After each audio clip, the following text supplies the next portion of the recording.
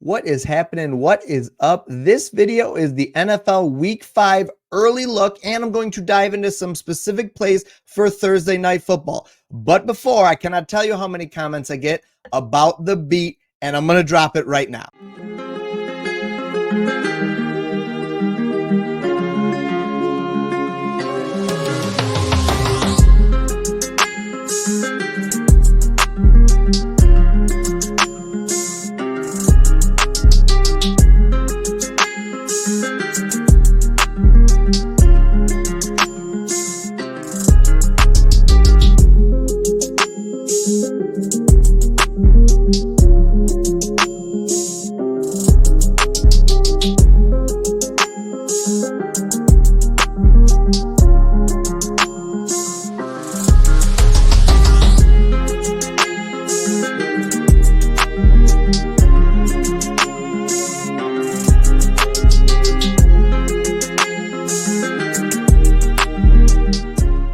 The first play I have on the board is a Mike Evans touchdown. Listen, if you are going to be betting on Thursday Night Football and you're not going to play Mike Evans to score a touchdown, I just think you're doing it wrong. He was back last week after a down week the week before against Patrick Surtain. I told everybody on the stream, I said, this is a bounce back spot for Mike Evans. What did we do? We took his over receiving yards, cashed that out at 59.5, easily cashed that out. What else did we do? We had the anytime touchdown. Cash that out as well. He saw 2 receiving targets in the red zone.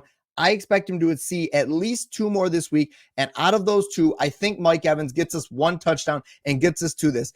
A plus 135 right now on FanDuel. Best odds are Pinnacle at a plus 150. Hard Rock is giving him to you at a plus 140. If you have access to that book, play him there. The next play I find interesting in this game is going right back to the well for Tampa Bay, and that's Chris Godwin touchdown. I like Chris Godwin to score a touchdown this week. He received 2 targets in the red zone last week.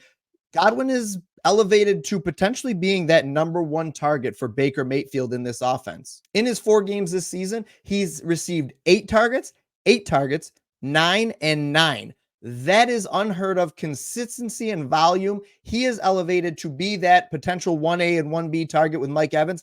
I'm banking on Chris Godwin to get a touchdown this week, and I like throwing him in with Chris Godwin. You get a plus 540 here on FanDuel. That is nice, but I bet you can get this up to a plus 600 something if you shop around and use a different book. I think playing both of these guys together or one and break them out, pick your favorite one, is a good strategy this week because I do not have to fear. I don't think we have to fear the Atlanta Falcons offense. I'm not worried about them being able to shut down this passing attack. And to be honest, sometimes matchups don't necessarily matter. Tampa Bay has been playing so well this year that I just want to keep banking on them to score touchdowns for their offense to be efficient and effective. And they've shown that they don't really have that strong running game, especially not inside the red zone. And they're okay throwing the ball down there, and they're going to trust Baker Mayfield to throw for some touchdowns. And these are his 2 targets. There's not many teams that the targets are so centralized between 1 or 2 guys like we have on this team, but it is truly a 1A and 1B on this team. And those are the guys I want to bank on. As well as one other thing you can look at is look at Mike Evans' receiving prop. Now, his receptions line is set at 4.5 this week. I think, juice to the over, I think that ends up moving to 5.5 potentially. Godwin's line is set at 6.5. I think that's appropriate. I would have loved to see it at 5.5. I would have smashed the over. So if you're going to build out a little SGP, I like going 5+ for both of these guys, and then maybe pick one of them to score a touchdown or pick one of their yardage prop to go with it. All right, I'm going to go down now. There's no player props out right now. The lines are out, and that's pretty much it. So I'm just going to go and highlight a couple of the games, talk about a little bit of strategy, potential player props that we might be interested in when they do come out, and give you that early 10,000 feet view look of the slate. The first game that catches my eye right here, right out the gate, Minnesota Vikings. Now, this year has been a tough year to bet on games, in my opinion, because the favorites have struggled so much this year.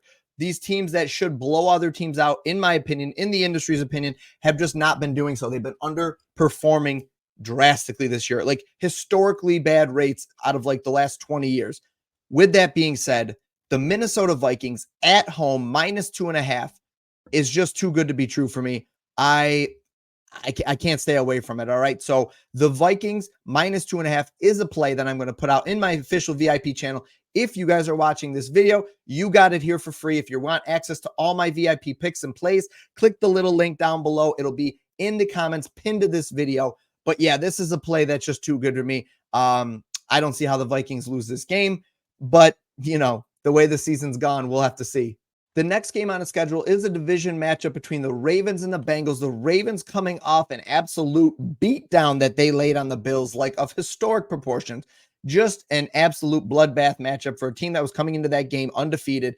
Now they travel on the road, division matchup against the Bengals, who they're always playing well. This division always plays each other very tough, no matter how bad these teams are. What I'm actually looking at, that's something that's interesting to me, is the under for this game. Surprisingly, the under, I think these teams sometimes play each other tough. You're not going to see the explosive plays, in my opinion, that you normally see. I'll have to look at what the actual line will end up settling out at by the end of the week. But right now I have some interest in the under. I might even buy some points later on in the week, make it like a 54.5, 55.5, take the under, maybe bet a couple of the player props. As far as who wins this game, I mean, I got to lean Ravens right now. But again, the way the season's gone, it's just been very unpredictable, and these division games are tough, and Cincinnati has the advantage of being at home. A player prop I'd be looking at in this game is obviously Derrick Henry. Jamar Chase touchdown would be plays I'm looking at, and I would also have some interest in Lamar Jackson's rushing yardage for this game. The next game is the aforementioned Bills. They're just coming off a beatdown. They travel on the road again to play Houston in Houston. This is a tough spot for them, but I also think it's a potential trap game for the Texans. Bills are going to be hungry for a win. They are traveling on the road. I don't think that matters that much. Houston's home and road splits don't seem to be that strong, but the Texans obviously have played well this season. They just had a tough matchup last week against the Jaguars where they came from behind to win that game.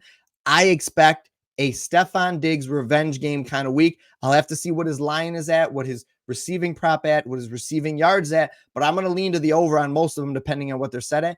Also might be interested in a sprinkle of the anytime touchdown.